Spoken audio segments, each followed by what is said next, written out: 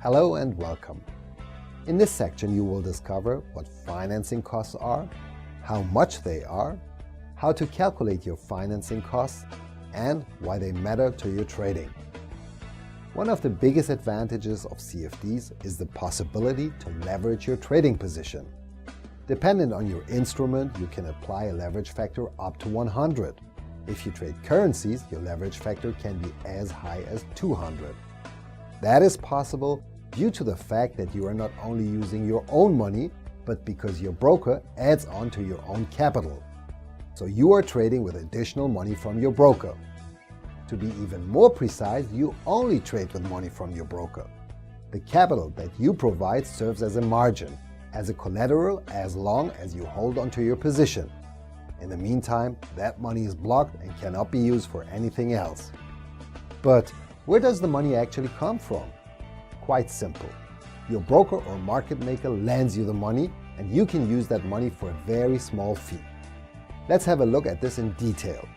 The most important rule when it comes to financing is this: you only pay financing fees when you hold a position overnight. As long as you open and close your position during the same day, no financing fees apply. Within a trading day, your broker or market maker will lend you money basically for free. It is a different case, however, when you hold your position overnight. In this case, you will have to pay a low interest percentage fee on your entire position. This interest fee is usually 1 or 2% above the applicable prime rate. Here's one example for you. You open a share CFD position in the amount of 10,000 euros. In our case, the prime rate is at 1.5% and your broker will charge an additional 2%. Therefore, your total financing costs are 3.5%. With a position size of 10,000 euros multiplied by an interest rate of 3.5%, you will be charged 350 euros per year.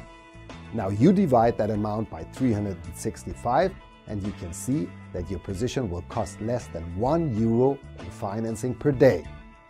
It is a different matter entirely, however, if you open a short position in order to profit from falling share prices.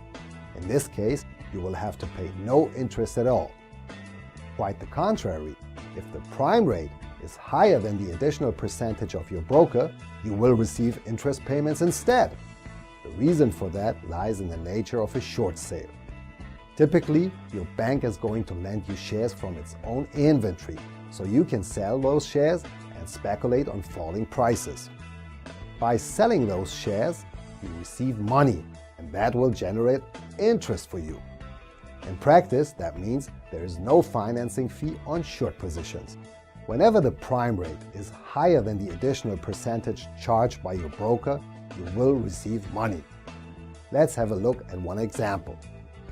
You open a short position in the amount of 10,000 euros. In this case, we assume that the prime rate is at 3% and your broker charges an extra 2%. Therefore, you receive 3% minus 2%, so as a result, you will be credited 1%. With a position size of 10,000 euros, you are going to receive 100 euros per year. In theory, financing costs will serve as an interest fee to enable you to apply leverage.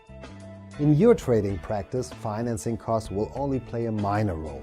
If you don't trade extremely large positions and do not hold onto your positions for a long time, financing costs will carry no big weight.